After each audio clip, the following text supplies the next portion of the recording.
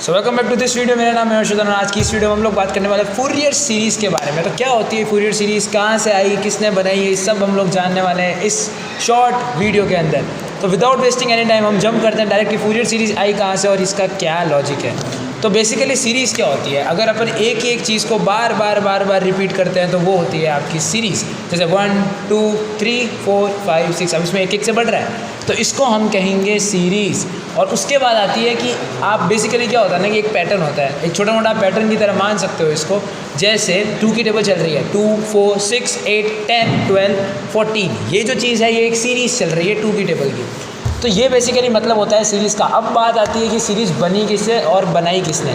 तो सबसे पहले सीरीज़ का कंसेप्ट निकाला था जेम्स ग्योरी ने, जिसकी जो था 16th सेंचुरी के अंदर, जिसने बताई थी कि सीरीज़ कहाँ से आई। पहली सीरीज़ इन्होंने बनाई थी 16th सेंचुरी के अंदर, ठीक है। और अब बात आती है कि फूरियर सीरीज़ क्या होती है। भाई हमें तो ये पढ़ना है, एग्जाम में नंबर लाने हैं और टॉप मारना है, तो बिल्कुल चिंता मत करो, हम फूरियर सीरीज़ पे भी आ रहे हैं। तो फूरियर सीरीज़ किसने बनाई और इसका क्या सीन था।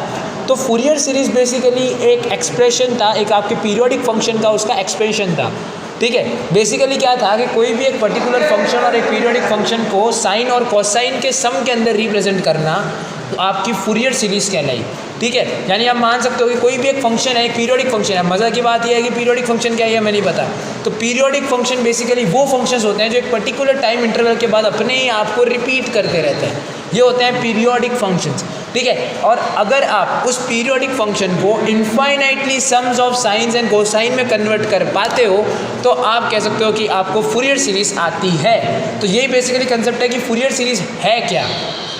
अब हम बात करते हैं कि कहाँ से मतलब फूरियर सीरीज़ का इन्वेंशन हुआ, क्यों इसका इन्वेंशन हुआ और क्या ये प्रॉब्लम हमारी सॉल्व कर रहा है। क्योंकि बिना कोई प्रॉब्लम सॉल्व किए कोई भी चीज़ आप बना दोगे तो उसका क्या सेंस रहेगा। मार्केट में भी आपको पैसे अच्छे खासे मिलने वाले तो है नहीं। तो हम जानते हैं कि why Fourier series are invented and which problem it is solving. So सबसे पहली प्रॉब्लम ये जो फूरियर सीरीज़ जो हमारी सॉल्व करती है वो ये है कि ये आपकी electrical engineering, vibration analysis, optics, signal processing और इमेज प्रोसेसिंग, यहाँ तक कि क्वांटम मैकेनिक्स के अंदर भी ये चीज़ काम आ रही है। तो आप ये जान सकते हो कि बहुत सारी अलग अलग छोटी छोटी फील्ड्स हैं जहाँ पर फूरियर सीरीज़ ने अपना बोलबाला किया हुआ है। हर जगह जहाँ पर आपको सिग्नल का ट्रांसमिशन की बात आती है वहाँ आपको साइन और कोसाइन की ज़रूरत पड़ती है और उस जगह पर ही आपकी काम आती है फूरियर सीरीज़, ठीक है। तो ये तो कन्वर्ट हो चुका है कि भाई फूरियर सीरीज़ बनी कैसे, क्या बनी, क्या प्रॉब्लम ये सॉल्व करती है। तो ये सारा आपकी जो थ्योरी थी आपको समझ में आ गई है। अब हम चलते हैं कि पीरियोडिक फंक्शंस क्या होते हैं। तो जैसा कि मैंने आपको बताया कि पीरियोडिक फंक्शन वो फंक्शन होते हैं जो अपने ही आपको रिपीट करते हैं रेगुलर इंटरवल्स के बाद, जैसे ट्रिग्नोमेट्रिक फंक्शन। अब आप यहाँ देख सकते हो कि नीचे एक मैंने एक एग्जाम्पल दिया हुआ है, एक पीरियोडिक फंक्शन दिया हुआ है जो कि है f(x). अब f(x) एक पीरियोडिक फंक्शन है। अब ये क्या करेगा कि हर एक टाइम इंटरवल के बाद ये अपने ही आपको रिपीट करता रहेगा। जैसे आप यहाँ पर देख सकते हो साइन x एक पीरियोडिक फंक्शन था। अब एक पर्टिकुलर टाइम इंटरवल के बाद जब उसको अपन 2 पाई इंटरवल में आगे जा चुके हैं तो वो अपने ही आपको रिपीट करता जा रहा है। तो यहाँ पर जो कंसेप्ट है ये है पीरियोडिक फंक्शन का कंसेप्ट, ठीक है। तो आई होप आपको पता लग गया होगा कि पीरियोडिक फंक्शन क्या है। उसी की तरह अगर मैं 10x का एग्जाम्पल लूँ तो 10x के अंदर बेसिकली सीन ऐसा है कि 10 पाई, ठीक है। आप जानते हो कि जब अपन 10x के बारे में बात करते हैं उसके अंदर पाई इंटरवल से चीज़ें चेंज होती है। 10x का ग्राफ कुछ इस तरीके से होता है, ठीक है। तो आपके बेसिकली क्या है कि 10x के अंदर हम जब पाई इंटरवल से उसमें आगे जा रहे हैं तो क्या हो रहा है कि वो वापस 10x ही आ रहा है। तो एक पर्टिकुलर इंटरवल के बाद जो चीज़ बार बार रिपीट हो रही है उसको अपन पीरियोडिक फंक्शन कहते हैं। अब हम बात करेंगे बेसिक फूरियर सीरीज़ के बारे में। तो बेसिक फूरियर सीरीज़ दिखती कैसी है, इसका मुंह दिखाई कर लेते हैं। तो बेसिकली क्या होता है कि एक फंक्शन है जिसको अपन ने इंटरवल में दे दिया है कि भाई -π से π के बीच में लाई कर रहा है। तो अब इसको अपन कैसे पता लगाएंगे। सपोज़ आप इसको ऐसा मान सकते हो कि ये एक डब्बा है, इसके बीच में x है और यहाँ पर मैंने ट्रैप करके रखा हुआ है x को, कहाँ से कहाँ तक, -π से π तक, ठीक है। और ये x कोई फंक्शन में आ रहा है। सिंपल सा लॉजिक है। अब देखो क्या करना है, कुछ भी नहीं करना, अपन को मज़े करना है। मज़े करना सिखाता हूँ मैं आपको। तो क्या करना है कि एक फंक्शन है जिसको अपन ने डिफाइन कर दिया है एक इंटरवल के अंदर -π से π के बीच में।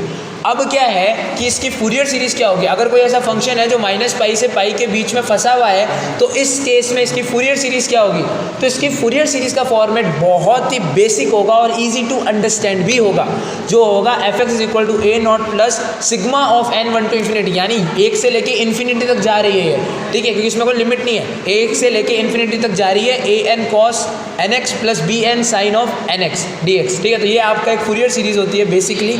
अब यहाँ पर क्या हो रहा है कि ये एक जनरल एक फॉर्मेट टाइप दिया हुआ है, F X equal to A naught plus sigma of one to infinity A N cos of N x plus B N sign of N X, ठीक है। तो बेसिक फॉर्मेट है आपकी फूरियर सीरीज़ का और इस ऐसे ही अपन इसको लिखेंगे। अब यहाँ पर बड़ा क्वेश्चन ये आता है कि ए नॉट ए एन और बी एन क्या होता है, ठीक है। तो a not a n b n को अपन फूरियर कोफिशिएंट्स के नाम से जानते हैं, ठीक है। अब बात आती है कि ये चीज़ ये क्या काम आएंगे, तो बेसिकली यहाँ पर अपन इसकी वैल्यू निकाल के पुट करेंगे और फाइनली ये वैल्यू जब अब निकल जाएगी तो आपके पास फूरियर सीरीज़ का आंसर आ जाएगा और बहुत ही आसान तरीके से। तो अब हम पहले बात करते हैं कि ए नॉट कैसे निकलेगा भाई। तो ए नॉट का बेसिकली फॉर्मेट ये है जो आपकी स्क्रीन पर आपको दिख रहा होगा, जो कि है 1/2 पाई माइनस पाई से pi F x of d x, यानी फंक्शन को माइनस पाई से पाई के बीच का इंटीग्रेट करके 2 पाई से डिवाइड करने पर आपके पास ए नॉट की वैल्यू आ जाएगी।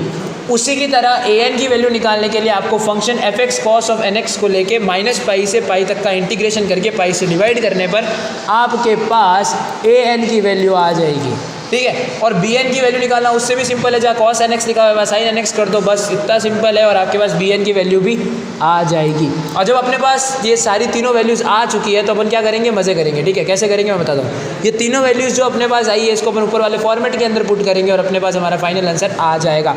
अब दूसरा जो बड़ा कंसेप्ट आता है फूरियर सीरीज़ का वो ये है कि भाई इवन एंड ऑड फंक्शंस क्या होते हैं। तो पहले अपन दृष्टि डालते हैं कि इवन ऑड फंक्शन का मतलब बेसिक मतलब मैं आपको बता देता हूँ क्या होता है। सपोज करो कि ये मेरे पास फंक्शन है जिसके अंदर x की वैल्यू है और अब इस फंक्शन को माइनस एक्स इक्वल करते हैं तो वापस मेरे पास अगर एफ एक्स ही आ रहा है तो ऐसे फंक्शंस को अपन इवन फंक्शन का नाम देंगे। और अगर अपन कोई अपने पास कोई ऐसा फंक्शन है जिसके अंदर माइनस एक्स रखने के बाद उसकी वैल्यू ये नहीं आ रही है तो उसको अपन ऑड फंक्शन का नाम देंगे, ठीक है। तो ये तो क्लियर हो चुका है कि इवन एंड ऑड फंक्शन क्या होता है। लेकिन अब अपन निकालते हैं Fourier series even and odd function के लिए, तो कैसे निकलेगी ये देखते हैं। तो बेसिकली क्या है कि अगर आप फूरियर सीरीज़ निकालते हो इवन एंड ऑड फंक्शन के लिए तो आपको मैं एक छोटी सी टिप देता हूँ, कैसे मैं बताता हूँ। जब अपन बात करते हैं इवन फंक्शंस के लिए तो इवन फंक्शन के अंदर a not sigma of 1 to infinity A N cos of N x हो जाएगा। और अगर अपन बात करते हैं किसकी, ऑड की, तो उसके अंदर आपका B N sine N X 1 to infinity sigma की लिमिट लग जाएगी और आपका आंसर आ जाएगा। तो ये दो फंक्शंस हैं। अब ये दो फंक्शन पहला वाला इवन का है, दूसरा वाला ऑड का है। तो ये आपको दिख रहा है स्क्रीन पे कि कॉस एक इवन फंक्शन है, वेयर साइन की अपन अगर बात लेते हैं तो वो एक ऑड फंक्शन है। तो चलते हैं अपन आगे उसी की तरह मस्ती में एकदम झूमते हुए आगे चलते हैं। तो देखो क्या है, कुछ भी नहीं है। अगर अपन ए नॉट के बारे में बात करते हैं, अब यहाँ पर भी अपन को a not a n b n तीनों निकालनी पड़ेगी, तो कैसे निकलेगी वही देख रहे हैं अपन। अब अगर ए नॉट की बात करते हैं तो 1/2 pi minus pi to pi F X D X, इसमें कोई ज़्यादा चेंज नहीं आएगा। लेकिन अगर अपन बात करते हैं ए एन की तो ए एन के भी इतना चेंज नहीं आने वाला। तो सब में बेसिकली फॉर्मेट आपका सेम ही रहने वाला है, ठीक है। तो ये इसको निकालने के टेक्टिक्स है कि आप इसको कैसे निकाल सकते हो। तो अब बात आती है, जैसे मैंने आपको even function and odd function के बारे में तो ऑलरेडी मैं बता चुका हूँ कि इवन फंक्शंस क्या होते हैं, देन ऑड फंक्शंस क्या होते हैं। फिर भी आप एक बार देख लो, जैसे यहाँ पर x की वैल्यू 1 रखने पे अगर मेरा 1 आ रहा है, वापस -1 रखने पे भी मेरे पास 1 आ रहा है। अगर मैं x स्क्वायर की बात लेता हूँ तो ऐसे टाइप के फंक्शन को अपन इवन फंक्शन का नाम देंगे। लेकिन अगर मैं बात करता हूँ ऑड फंक्शन के बारे में तो ऑड फंक्शन में -x रखने के बाद मेरे पास सेम वैल्यू नहीं आ रही है, तो ये एक ऑड फंक्शन है। अब अपन बात करते हैं half wave cosine and sine series के बारे में। तो हाफ वेव पहले साइन सीरीज़ के बारे में बात करेंगे। तो इस चीज़ में क्या होता है, साइन एक ऑड फंक्शन है, ठीक है। आपको पता है कि अपन साइन के अंदर जब -x रखते हैं तो वो माइनस ऑफ साइन x हो जाता है, ना कि वापस साइन x आता है। तो इससे ये निष्कर्ष निकलता है कि साइन एक जो है ये हमारा ऑड फंक्शन है। तो अब यहाँ पर क्या होगा, खाली बी एन को कंसिडरेशन दिया गया है। यहाँ पर आपका ए नॉट और ए एन दोनों ही 0 हो जाएंगे, तो आपको मेहनत करने की फालतू कोई ज़रूरत नहीं है। यहाँ पर आपका ए नॉट और ए एन दोनों 0 के बराबर आ जाएगा विथ वेरी मस्ती से। अब यहाँ पर आपका एक जनरल फॉर्मेट है कि आप बी एन की वैल्यू कैसे निकालोगे। तो ये आपकी बी एन की वैल्यू निकलेगी 2/पाई, लिमिट जा रही है 0 to pi F X sine of N x D X. तो यहाँ पर अगर आप इसके अंदर अपनी वैल्यू पुट करोगे बी एन की जो आप निकाल चुके होगे और यहाँ पर एफ एक्स में पुट करते हैं, आपके पास साइन के अंदर सीरीज़ आएगी और ये जो है आपका होगा हाफ वेव साइन सीरीज़। अब अपन बात करते हैं कि हाफ वेव कोसाइन सीरीज़ के बारे में कि ये क्या होती है। अगर अपन बात करते हैं हाफ वेव कोसाइन सीरीज़ के बारे में तो इस केस में होगा थोड़ा जादू। कैसे, मैं बताता हूँ। कुछ भी नहीं है, यहाँ पर आपका बी एन 0 हो जाएगा, और ए नॉट और ए एन की वैल्यू निकलेगी। अगर अपन बात करते हैं हाफ वेव कोसाइन सीरीज़ के बारे में, तो यहाँ पर बी एन 0 होगा, ए नॉट और ए एन निकलेगा और वो निकाल कर आपको यहाँ पर वैल्यू पुट करनी है। एक चीज़ ध्यान रखना, जब अपन पहले बात कर रहे थे तो ए एन के अंदर वहाँ 1/पाई की बात चल रही थी, लेकिन यहाँ 2/पाई आएगा। ये थोड़ा ध्यान रखना, ये कंसिडरेशन लेने वाली बात है। तो यहाँ पर थोड़ा फॉर्मेट हल्का सा चेंज हो जाएगा, तो आपको ये फॉर्मूलेज याद रखने हैं। उसके लिए बेसिक फॉर्मेट अंदर का हमेशा सेम रहेगा, F X cos of N x D X हमेशा ए एन का ऐसे ही रहेगा, और बी एन का F X sine N x D X हो जाएगा, और 2 पाई तो आना ही आना है। अब हम बात करते हैं पार्ट्सवेल्स आइडेंटिटी के बारे में, जो कि बहुत ज़्यादा पॉपुलर है। तो पार्ट्सवेल आइडेंटिटी में कुछ नहीं होता। अगर अपन कोई फूरियर सीरीज़ है, कोई फंक्शन की जिसको अपन 0 to 2l के बीच के अंदर लेना चाहते हैं, जिसका अपन 0 to 2l के बीच के इंटरवल में एक फंक्शन है, तो इसका अगर अपन फूरियर सीरीज़ निकालते हैं तो उसका एक जनरल फार्मूला होता है, जो कि होता है a0/2 सिग्मा 1 to लेके इन्फिनिटी a n cos of N X by L plus B N sign of N X by L. तो यहाँ पर आपका N X by N pi X by L है, ठीक है, तो आप ये देख लेना।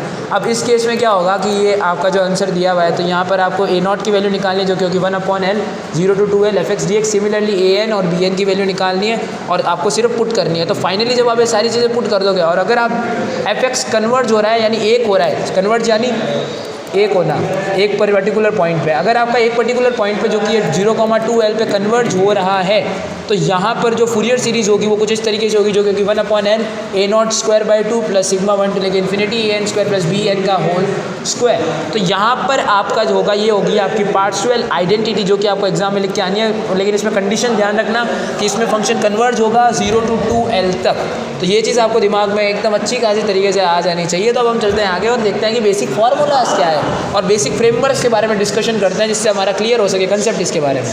तो हम बात करते हैं बेसिक फार्मूला के बारे में, डिफाइनेट फार्मूला प्रॉपर्टीज़। तो यहाँ पर आपका डिफाइनेट इंटीग्रल प्रॉपर्टीज़ आपके सामने दी हुई है, जो कि है 0 a to b F X D x. आप इसको y में कन्वर्ट करोगे तो यहाँ पर अंदर खाली y चेंज हो जाएगा, ज़्यादा चेंज नहीं आएगा। अगर आप यहाँ पर लिमिट्स को उल्टा करना चाहते हो, जैसे यहाँ पर a to b दी हुई है, अगर आप उसको a to b b to a लेके जाना चाहते हो, तो कुछ नहीं करना, b to a कन्वर्ट करके आगे एक माइनस का साइन लगा देना, तो ये भी आपकी प्रॉपर्टी हो जाएगी। अब चलते हैं आगे। यहाँ पर क्या है, लिमिट्स को ब्रेकआउट कैसे किया जाता है, तो इसको ये बेसिकली काम आती है ब्रेकआउट करने के लिए लिमिट्स को, ठीक है। तो a to b F X D x जा रहा है, तो a to basically upon c तक लेके जाएंगे और c to b लेके चले जाएंगे, तो कुछ नहीं होगा, ये इस तरीके से ब्रेक हो जाएगा। चलते हैं और आगे और देखते हैं कि यहाँ पर क्या सीन है। अगर 0 to a कोई भी आपकी लिमिट है, तो आप f के अंदर a माइनस एक्स करके लिख सकते हो, और ये बिल्कुल सही है। अब आगे चलते हैं। अगर ये वाली थोड़ी बहुत ज़्यादा इंपॉर्टेंट है, अगर अपन फूरियर सीरीज़ के बारे में बात करते हैं, तो इसके अंदर क्या है हम देखते हैं फटाफट से, एक छोटी बहुत नज़र बार करते हैं और देखते हैं कि इसके अंदर क्या होगा। इसके अंदर बेसिकली क्या होगा, अगर तो आपका फंक्शन इवन है तो 2 बार चला जाएगा और लिमिट चली जाएगी 0 to a F X D x की, ठीक है। अगर आपका ये फंक्शन ऑड है, तो एक चीज़ ध्यान रखना, ऑड होती है आंसर सीधा 0 आएगा। और एक चीज़ हमेशा ध्यान रखना, ऑड का मल्टीपल अगर ऑड से होता है तो इवन आता है, इवन का ऑड से मल्टीपल होता है तो हमेशा ऑड आता है, और इवन का इवन से होता है तो हमेशा इवन फंक्शन आता है। तो ये आप चीज़ें ध्यान रखना, इवन ऑड के कंसेप्ट को ध्यान रखना, और इससे आप आराम से फोड़ सकते हो एग्जाम में। और यहाँ पर कुछ छोटे से फार्मूला है जो आपकी कैलकुलेशन को चुटकियों भर में सॉल्व कर देंगे। तो देखते हैं वो फार्मूलाज क्या क्या है। अगर आपकी limit -π to π cos N x D x है, तो उसका आंसर 0 आएगा। अगर -π to π sin N x D x है, तो उसका आंसर 0 आएगा। और अगर आपकी लिमिट, ठीक है, -π to π है और अंदर cos एन एक्स और cos M X D X ऐसा कुछ आपकी आइडेंटिटी बन रही है, तो अगर m n के बराबर नहीं है तो 0 आंसर डायरेक्ट लिख देना। अगर उसके बराबर है लेकिन दोनों 0 नहीं है तो पाई लिख देना। और अगर वो सारे ही 0 है, m और n दोनों ही 0 है, cos 0x plus cos x ऐसे करके आंसर आ रहा है, तो इसका आंसर बिना देखे आप 2 पाई लिख देना, और बहुत ही आसानी से आप इस क्वेश्चन को KDS कर दोगे। चलते हैं आगे और देखते हैं क्या करना है। तो अगर अपन 4th पॉइंट के बारे में बात करते हैं, जो हमारा इंपॉर्टेंट पॉइंट है, तो हम देखते हैं ये क्या है। अगर आपका जैसे cos nx dx था, आपके वहाँ पर sin nx और sin mx हो जाए, तो कुछ नहीं करना, सिंपल आइडेंटिटी लगेगी।